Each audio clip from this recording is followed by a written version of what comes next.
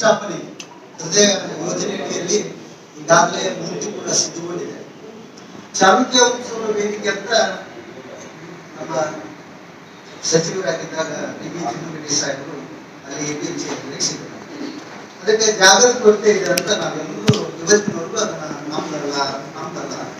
ಈ ಚಾಲುಕ್ಯ ವೇದಿಕೆಯನ್ನ ನೀವು ಅಲ್ಲಿ ಮಾಡಿರೋದ್ರಿಂದ ಅದು ಇವತ್ತಿನಿಗೆ ಮಾಡಿರೋದು.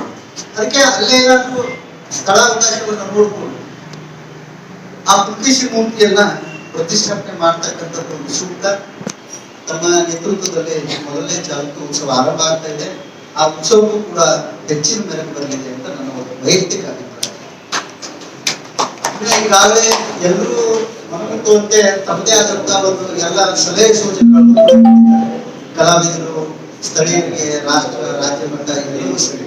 ಆದ್ರೆ ಇರ್ತಕ್ಕಂಥ ಗೋಷ್ಠಿಗಳು ಮತ್ತು ವಿಚಾರ ಸಂಕಿರಣಗಳಿಗೆ ಜನರ ಅಭಾವ ಕಾಡ್ತದೆ ಪ್ರತಿ ಬಾರಿ. ಅದು ಕೂಡ ಸೂಕ್ತ ಸ್ಥಳವನ್ನು ಆಯ್ಕೆ ಮಾಡಿ ಆ ಎಲ್ಲ ಗೋಷ್ಠಿಗಳನ್ನ ನಿರ್ವಹಣೆ ಮಾಡಿದ್ರೆ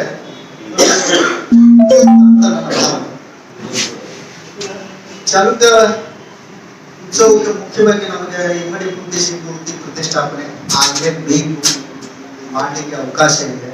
ನಮಗೆ ವೇದಿಕೆ ಕೂಡ ಇದೆ, ಮೈದಾನ ಇದೆ. ನಾವು ಶಾಸಕರು ಮನಸ್ಸು ಮಾಡಿದ್ದೇವೆ ಆ ಮೂರ್ತಿಯನ್ನ ರಸ್ತೆಯಲ್ಲಿ ಮಾಡೋದಾ, ವೃತ್ತದಲ್ಲಿ ಮಾಡೋದಾ, ಈ ತರ ಎಲ್ಲ ಕನ್ಫ್ಯೂಷನ್ ಇದೆ. ನಾವೀಗಾಗಲೇ ವೇದಿಕೆ ಮಾಡಿಲ್ಲ, ಎಲ್ಲರೂ ಅಲ್ಲೇ ಬಂದು ಇಮ್ಮಡಿ ಪುಟ್ಟಿಸಿ ವಿರಾಜಮಾನ ಆದ್ರೆ ಇನ್ನೂ ಒಳ್ಳೆಯದು.